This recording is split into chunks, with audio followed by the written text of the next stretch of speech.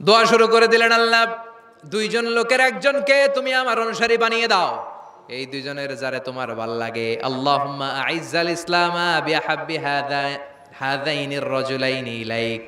দুইজন লোকের নাম আমি দোয়ায় বলবো, যারে ভাল লাগে তারে দিয়ে ইসলামকে বিজয় দান করো। এক নাম্বার ওমর ইবনুল খাত্তাব, দুই নাম্বার আবি জাহাল ইবনে হিশাম। হিশামের বেটা আবু জাহেলের কালিমার পতাকায় আনো, না হয় খাত্তাবের বেটা উমর রে আনো। আল্লাহ উমরের জন্য দোয়াটা কবুল করে নিলেন। ওমরে ফারুক বিশ্বনবীর কল্লা কাটার জন্য তলোয়ার নিয়ে ধেয়ে আসছে। তার আগের রাতে বিশ্বনবী তাহাজ্জুদে কেঁদে কেঁদে এই দোয়াটা করেছে।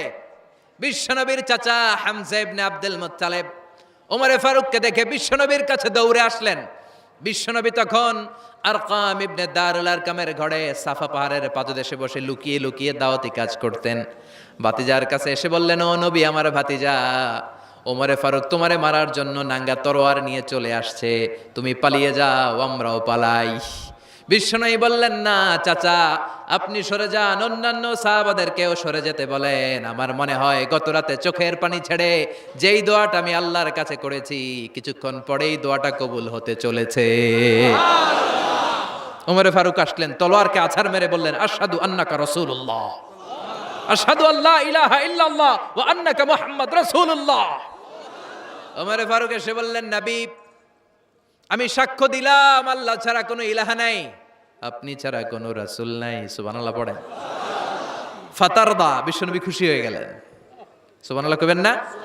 আল্লাহ বললেন, ওয়ালা সাউফা ইউতিকা রাব্বুকা ফাতারদা। ও নবী, এমন এমন জিনিস আপনারে দিমু, আপনি খুশি হয়ে যাবেন। আল্লাহু আকবার।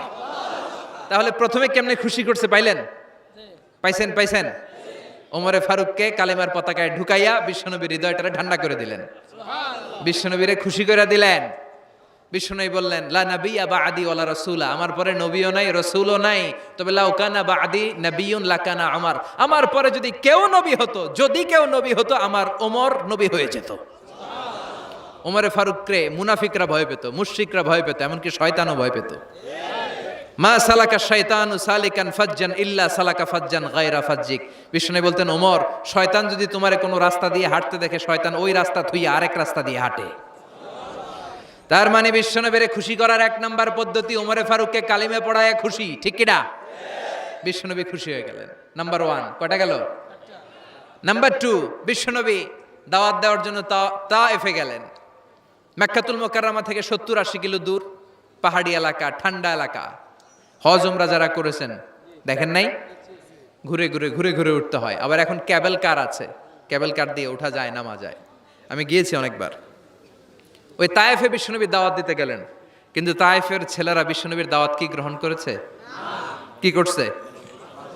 তিনটা জায়গায় বিশ্বনবীকে পাথর মেরে বেহুশ করেছে। তিনটা জায়গায় বিশ্বনবী নিজের কোনো স্বার্থের জন্য যায় নাই, তায়েফের লোকরা যাতে জাহান্নামের আগুনে না জ্বলে ওদেরকে বাঁচানোর জন্য গিয়েছিলেন, ঠিক কিনা? খেয়ে না খেয়ে দিন প্রচারের কাজে নিজেকে দিয়েছ বিলিয়ে, তায়েফের কাফিরেরা চিনল না সে আলো, দুষ্ট ছেলেদের পিছু দিল লেলিয়ে, পাথরের আঘাতে ক্ষত বিক্ষত হয়ে সারা শরীর থেকে রক্ত ঝরে। হে রাসূল, তোমাকে ভুলি আমি কেমন করে, হে রাসূল, তোমাকে ভুলি আমি কেমন করে। হাজার ব্যথা বেদনার পরে ফিরে আসনি তুমি আপন ঘরে, দিনের আলো তুমি ছড়িয়ে দিতে, চলে গেলে মদিনায় মক্কা ছেড়ে। হে রাসূল, তোমাকে ভুলি আমি কেমন করে, হে রাসূল, তোমাকে ভুলি আমি কেমন করে, ঠিক কি না? তায়েফবাসীদেরকে বাঁচানোর জন্য বিশ্বনবী তায়েফে দাওয়াত দিতে গেলেন। পাথরের আঘাত খেলেন, বিশ্বনবীর দাওয়াতে তারা সাড়া দেয় নাই। বিশ্বনবীর মন খারাপ, ঠিক কিনা? মন খারাপ হয়ে বিশ্বনবী নাখলা নামক খেজুরের বাগানে ঢুকলেন। সারা গা দিয়ে ঝরঝর করে রক্ত পড়েছে। বিশ্বনবীর সাহাবী যায়েদ বিন হারেসা কুয়া থেকে পানি এনে বিশ্বনবীর মোবারক দেহটা থেকে ধুয়ে ধুয়ে রক্ত পরিষ্কার করে দিচ্ছেন। বিশ্বনবী রাতে সেখানে ঘুমালেন, ফজরের সময় নামাজ পড়তে শুরু করে দিলেন।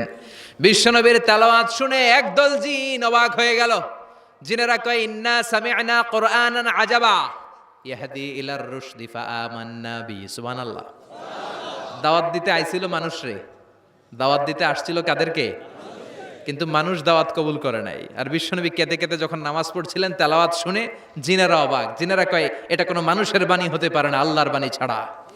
জিনেরা এই বাণী শুনে কোহে কাফে যে জিনের রাজ্যে যে দাওয়াতি কাজ শুরু করে দিল আর ঘোষণা দিল, আমরা মুহাম্মদের উপর ঈমান এনে মুসলমান হয়ে গেলাম। বিশ্বনবী ফজরের সালাতের পরে কাঁদে, হায়রে তায়েববাসীরা মরে যাবে। হামলাতুল জিবাল, পাহাড় রক্ষী ফেরেশতারা এসে বলে, নবী আপনি শুধু আদেশ দেন, তায়েফের দুই পাশের গিরি পর্বত গিরি পাহাড় দিয়ে এমন ভাবে চাপা দেব, তায়েফের ছেলেগুলো মুহূর্তের মধ্যে পাউডার হয়ে যাবে। বিশ্বনবী বললেন, না, আমি ওদেরকে ক্ষমা করে দিলাম, ওরা হয়তো কালিমা পড়ে নাই, ভবিষ্যৎ প্রজন্মের অনেকে কালিমা পড়ে মুসলমান হয়ে যাবে। বিশ্বনবী কাঁদলেন, হায় হায় আমার দাওয়াতি কাজ ব্যর্থ হয়ে গেল। বিশ্বনবীর মন খারাপ। বিশ্বনবীর যখনই মন খারাপ, মন ভালো করার দায়িত্ব নেয় কে? আরশ থেকে বিশ্বনবীর ডেকে বলে, নবী আপনি দেখেন নাই, আপনি যে কিবলামুখী হয়ে নামাজ পড়তেছিলেন, আপনার কেরাত শুনে জিনেরা মুসলমান হয়েছে। মানুষদেরকে দাওয়াত দিতে এসেছেন, ওরা দাওয়াত কবুল করে নাই, তো কি হয়েছে? একদল জিনকে আমি মুসলমান বানিয়ে দিয়েছি গো নবী। ফাতারদা ফাতারদা। বিশ্বনবী খুশি হয়ে গেলেন, আর দুঃখ নাই। সুবহানাল্লাহ কইবেন না? 80 কিলোমিটার পথ বেয়ে আসছে, 3 বার মাই খেয়ে বেহুশ হয়েছে, একজনও কালিমা পড়লো না, দুঃখে কলিজাটা ছিঁড়ে যায়। আল্লাহ বললেন, কলিজা ছিঁড়ার কোনো কারণ নাই, মানুষগুলো মুসলমান হয় নাই তো কি হয়েছে? অদৃশ্য এক জাতি, এক প্রাণী যাদেরকে চোখে দেখা যায় না, আপনার দাওয়াত কবুল করে এরা মুসলমান হয়ে গিয়েছে। বিশ্বনবীর আল্লাহ খুশি করে দিলেন, এই নিউজ দিয়ে খুশি করে দিলেন। সুবহানাল্লাহ কইবেন না? তাহলে বিশ্বনবীরে খুশি করার দায়িত্ব কার? কয়টা গেল? 3 নম্বরে বিশ্বনবীর কলিজার টুকরা স্ত্রী খাদিজা চলে গেলেন। সাইয়েদাতুনা খাদিজা সব সম্পদগুলো বিশ্বনবীর জন্য দিয়ে দিলেন। বিশ্বনবীও খাদিজার জন্য দোয়া করতেন। বিশ্বনবী বলছেন, আল্লাহ কিয়ামতের দিন, যেদিন বন্ধু বন্ধুরে চিনবে না, বাবা ছেলেরে চিনবে না, পীর সাহেব মুরিদরে চিনবে না, ওই কঠিন বিপদের দিনে আমি আমার খাদিজারে যেন ভুলে না যাই। এই দুনিয়ার বুকে একটা মহিলাকে আরশের উপর থেকে আল্লাহ সালাম জানিয়েছেন, মহিলাটার নাম হলো খাদিজাতুল কুবরা তাহেরা। এই কলিজার টুকরা স্ত্রী চলে গেল, বিদায় নিলেন। বিশ্বনবীর কলিজাটা ভেঙে যায়, খান খান হয়ে যায়। যেই চাচা বিশ্বনবীর এত লালন পালন করলো, আদর যত্ন করলো, আবু তালেব, এই আবু তালেবও ঈমান না এনে দুনিয়া থেকে বিদায় নিল। শেল্টার দেওয়ার, আশ্রয় দেওয়ার বিশ্বনবীর এই দুইটাই জায়গা ছিল মক্কায়। এখন আর নবীরে কেউ শেল্টার দেয় না, এখন আর নবীরে কেউ শেল্টার দেয় না। নবীর হৃদয়টা ভেঙে খান খান, কই যাবে, কি করবে? কিন্তু আরশের উপর থেকে নবীর কষ্ট দেখে কে? আল্লাহ বললেন, নবী দুনিয়াতে কষ্ট, চলে আসেন, উপরে চলে আসেন। সুবহানাল্লাযী আসরা বিআবদিহি লাইলাম মিনাল মাসজিদিল হারামি ইলাল মাসজিদিল আকসা। এই দুনিয়ায় থাকার দরকার নাই, আমি আপনারে আরশের মেহমান বানিয়ে মেরাজের মেহমান হিসেবে আপনারে আরশের উপরে কবুল করে নিলাম। চিল্লায় কোন সুবহানাল্লাহ। দুনিয়ার বুকে রাখেন নাই, সারপ্রাইজ দেওয়ার জন্য আল্লাহর আরশে তুলে নিলেন। চিল্লায় পড়েন আল্লাহু আকবার। ফাতারদা। বিশ্বনবী খুশি হয়ে গেলেন। যেখানে বিশ্বনবীর মন খারাপ, বিশ্বনবীর মন ভালো করে দেওয়ার দায়িত্ব কার?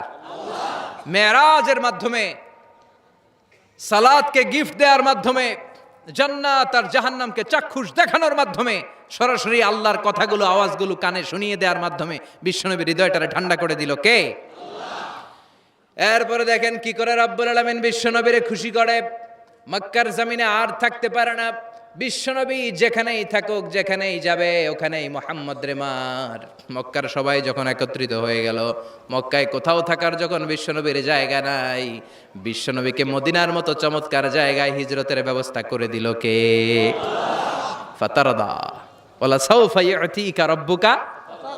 অচিরেই আপনার রব এমন এমন সুব্যবস্থা করে দিবে, এমন এমন বিষয় আপনার জীবনে এনে দিবে, আপনার জীবনটা ঠান্ডা হয়ে যাবে, আপনি খুশি হয়ে যাবেন। ও নবী, হতাশ হবেন না, নিরাশ হবেন না, ভরসা রাখবেন কার উপর? চিল্লায় বলেন কার উপর? মক্কায় যখন বিশ্বনবী থাকতেন, তিনি কাবার দিকে হয়ে নামাজ পড়তেন, কিন্তু মদিনায় যাওয়ার পরে আল্লাহ কেবলা চেঞ্জ করে দিলেন।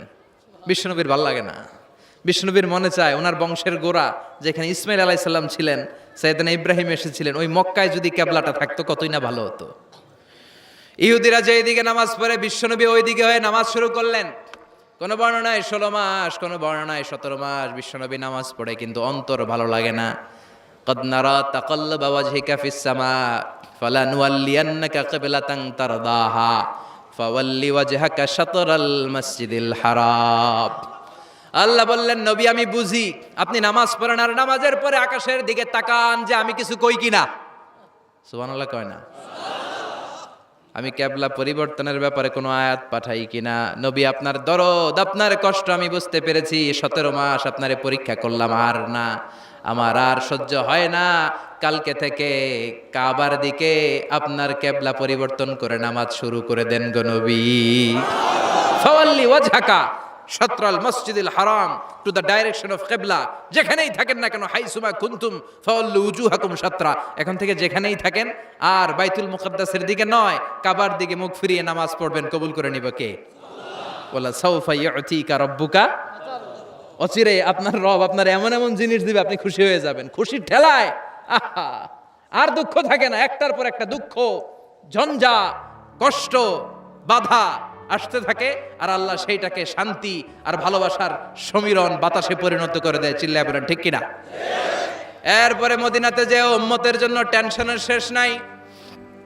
বসে বসে বিশ্বনবী ভাবে, আগের জামানার উম্মতেরা কেউ হায়াত পেয়েছে 500 বছর, কেউ পেয়েছে 1000 বছর, কেউ পেয়েছে 2000 বছর, আর আমার গুনাহগার উম্মতের অবস্থা বিশ্বনবী নিজেই বলেছেন, আমারু উম্মতি মা বাইনা 60 ইলা 70, আমার উম্মতের গড় বয়স হবে 60 থেকে 70 বছর। 60 থেকে 70-এর মধ্যে আমরা সব মইরা শেষ, ঠিক কি না? সাভারের কি অবস্থা? 120 বছর 30 বছর নাকি? হ্যাঁ, 60-70-এর মধ্যেই শেষ। বিষ্ণু বললেন, আমারু উম্মতি মা বাইনা 60 ইলা 70, আমার উম্মতেরা 60 থেকে 70-এর মধ্যে মরে যাবে, আর আগের উম্মতেরা 500-700 বছরে ইবাদত করে করে ওরা তো আগে জান্নাতে চলে যাবে। কি কষ্ট বিশ্বনবীর হৃদয়ের ভিতরে। আল্লাহ বললেন, নবী টেনশন নিয়েন না। আগের উম্মতেরা হায়াত পেয়েছে 1000 বছর, 1500 বছর বেশি ইবাদত করেছে।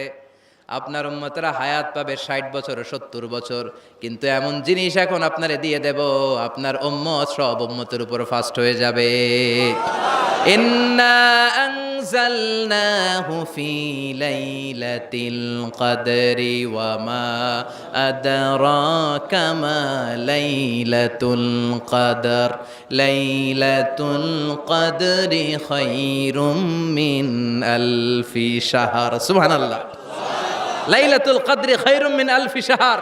ও নবী, আগের উম্মতের কাউরে আমি লাইলাতুল কদর দেই নাই, কদরের রাত দেই নাই, আর এই কদরের রাত হচ্ছে খায়রুম মিন আলফি শাহর, 1000 মাসের চেয়ে সেরা।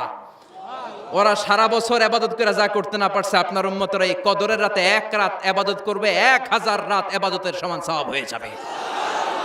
ফাতারদা, ফাতারদা, নবী খুশি হয়ে গেলেন। সুবহানাল্লাহ কইবেন না? এরপরে বিশ্বনবী বদরের প্রান্তরে কষ্ট পায়, আল্লাহ বিজয় দিয়ে খুশি করে দিলেন। ওহুদের প্রান্তরে বিজয় দিয়ে খুশি করে দিলেন। মক্কা বিজয়ের মধ্য দিয়ে পুরো মক্কার সব ক্ষমতা বিশ্বনবীর পায়ের নিচে এনে খুশি করে দিলেন। মক্কা বিজয় করে ফেললেন বিশ্বনবী, কিন্তু একজনেরও মারেন নাই, বড় বড় কয়েকটা যুদ্ধাপরাধী ছাড়া বাকি সবাইরে মাফ করে দিলেন। বিশ্বনবী বললেন, লা তাসরিবা আলাইকুমুল ইয়াউম ইযহাবু আনতুমুত তুলাকা। সবগুলা ভয়ে কাঁপতেছিল। গোটা বিশ্বের ঐতিহাসিকরা অবাক হয়ে গেলেন। In the long history of the world there is no instance of magnanimity and forgiveness which was shown by Muhammad when all of his enemies laid under his feet and he forgave them one and all.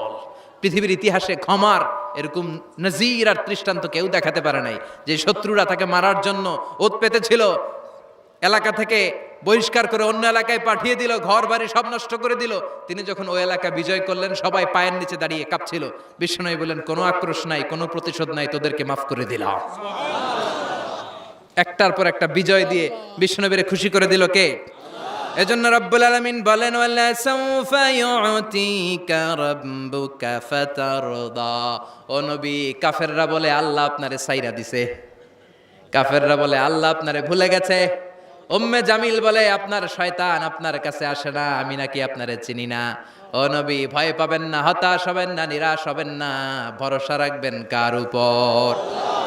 বলা সৌফা